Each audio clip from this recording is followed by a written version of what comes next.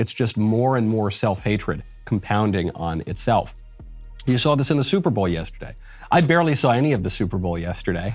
An incredible opening line from the Daily Wire's Michael Knowles. I don't know, the Eagles, I'm from the Northeast, so maybe the Eagles, except that Philly's pretty rough right now. You know, Wawa left Philly. It's a pretty crime-ridden hellscape, so I don't know if I would support the Phillies. If you'd support who? So I don't know if I would support the Phillies. Brilliant. And then I thought the Chiefs, I was talking to sweet little Elise about this, the Chiefs, at least that name is slightly more politically incorrect. Are you allowed to call something the Chiefs these days? So that kind of made me like them. At a quick glance, this is your brain on conservatism. A side is chosen because it may be more offensive. So when we tune in, one of the first things one sees, the Black National Anthem. My favorite part of this entire charade is as this woman is singing this ridiculous song that nobody had heard of until 5 minutes ago. No. It's not that no one had heard of it until 5 minutes ago. It's that you just heard of it 5 minutes ago. The singer is not some random woman, as Knowles tends to downplay. Her name is Cheryl Lee Ralph. Abbott Elementary's Cheryl Lee Ralph.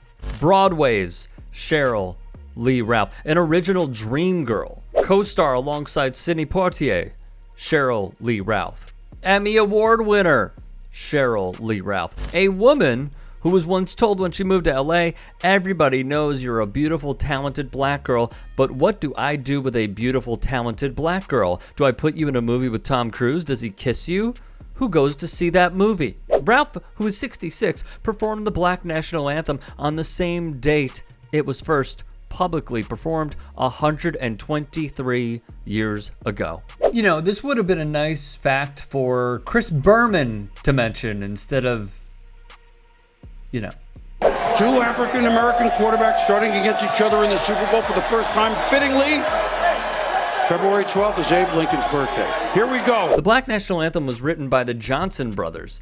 James was a lawyer, diplomat, professor, prolific writer and poet, and the first African-American leader of the NAACP. John, a student of music with a long history of work in the industry, performed from operas to musicals. In calling for earth and heaven to ring with the harmonies of liberty, the lyrics spoke out subtly against racism and Jim Crow laws, and especially the huge number of lynchings accompanying the rise of the Klan at the turn of the century. The Roots' Jessica Washington would write, "Slavery had ended decades ago, but the promise of Reconstruction and an equal society had faded."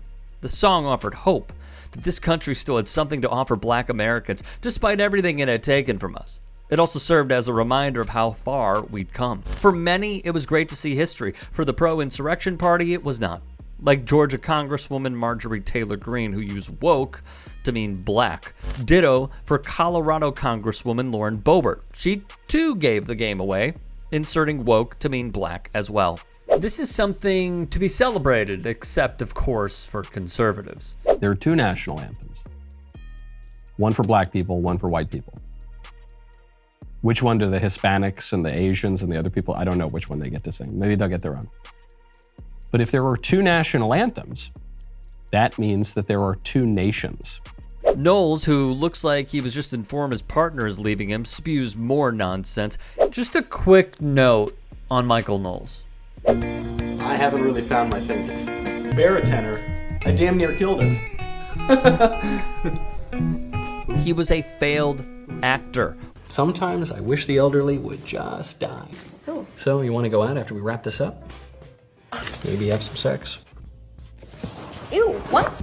Don't tell me you speak with a Latino accent, because that would be really weird. You talking to me, man? Be mad at me, I'm just the player.